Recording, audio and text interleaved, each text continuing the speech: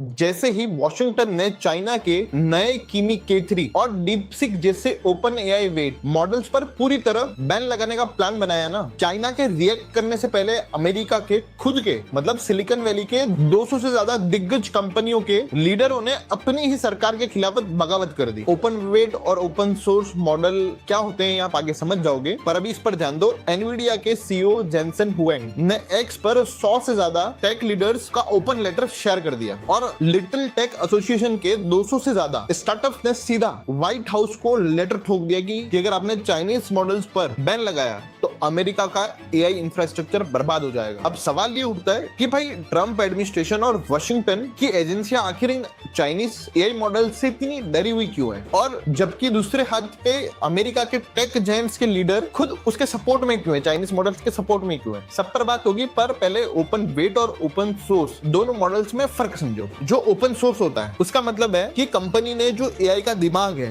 Wait, उसका जो source code है वो मतलब वो डेटा, ट्रेनिंग डेटा जिससे एआई ट्रेन हुआ है, वो दुनिया के सामने 100% खुला रखा हुआ है। आप जाके देख सकते हो कि इस मॉडल को किस डेटाबेस पर ट्रेन किया गया है। अब यहीं पर ओपन वेट जैसे कि चाइना के किमी K3 और डीपसीक जैसे मॉडल्स ओपन वेट मॉडल्स हैं। इसका मतलब ये है कि एआई का जो दिमाग है वो तो उन्होंने आपको दे दिया कि आप उसको इस्तेमाल करो और चीजें बनाओ, लेकिन जो उसका ट्रेनिंग डेटा है जिस पर उसे सब चीजें सिखाई गई है उसे सीक्रेटली छुपा कर रखा गया है। अब वाशिंगटन के पास बैन मांगने के 3 सबसे बड़े नेशनल सिक्योरिटी के रीजन है। पहला, the backdoor and sleeper trap. Washington को डर है कि कहीं बीजिंग ने इस मॉडल्स में कोई स्लीपर कोड या बैकडोर नहीं छुपा रखा हो जिससे वो अमेरिका की सॉफ्टवेयर और डेटा में सीक्रेट तरीके से घुसपैठ कर सके। दूसरा, प्रोपेगेंडा एंड CCP बाइस। ये क्या है? अगर दुनिया में लाखों एआई स्टार्टअप्स और एप्लीकेशंस चाइनीज कोड पर चलने लगे तो जो कम्युनिस्ट पार्टी की विचारधारा है, जो CCP की विचारधारा है, वो चुपके से कब ग्लोबल वर्ल्ड पर अपना डोमिनेट कर जाएगी ना, वो पता भी नहीं पड़ेगा कि हुआ कैसे और हुआ कब। और तीसरा और आखिरी जो कि बहुत अच्छी इंपॉर्टेंस रखता है, अंडरकटिंग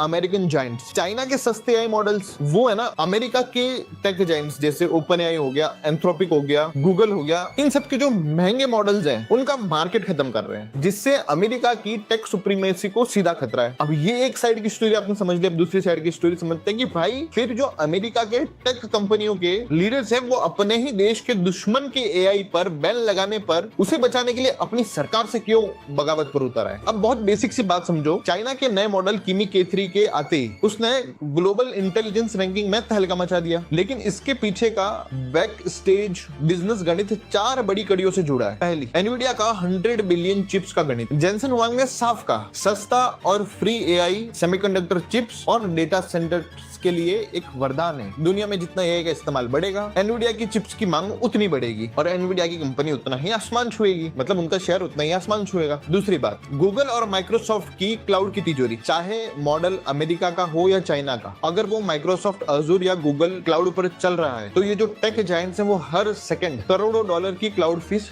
छापते रहेंगे। तीसरा, गवर्नमेंट रेगुलेशन का खौफ। जकरबर्ग और अल्टमैन का सबसे बड़ा डर यही है कि अगर आज वाशिंगटन ने सुरक्षा के नाम पर ओपन वेट मॉडल्स को बैन किया तो कल वो कहीं मेटा के लामा और अमेरिका के ओपन सोर्स एआई पर भी तो बैन लगा सकते हैं। माइक्रोसॉफ्ट के सीईओ सत्या नडेला ने खुद ये बात कबूल करी है कि आप किसी एक मॉडल पर निर्भर नहीं रह सकते हो। अब चाइना के इन सस्ते मॉडल्स ने सिलिकॉन वैली को ये सोचने पर मजबूर कर दिया है कि महंगे एआई का दौर खत्म हो रहा है और अब मुकाबला सिर्फ इन्फ्रेंस कॉस्ट को गिराने का है। अब इस पूरे महासंग्राम का कड़वा सच और भारत के टेक डेवलपर्स के लिए यहाँ सबसे बड़ा मौका, जब अमेरिकी जायंट्स और चाइना के मॉडल्स के बीच ये वॉर चल रही है तो इसका सबसे बड़ा भारत उठा सकता है। ये जो चाइना के ओपन वेट एआई मॉडल्स हैं ये एआई बनाने का खर्च जो है 80% तक कम कर देती हैं। अगर भारत के एआई डेवलपर्स और फाउंडर्स अमेरिका की महंगी एपीआई पर निर्भर रहने की बजाय इन ओपन वेट मॉडल्स को भारतीय डेटा पर फाइन ट्यून करें तो वो अपने मॉडल स्पेसिफिक या फिर डोमेन स्पेसिफिक टूल्स बना सकते हैं। लेकिन इसमें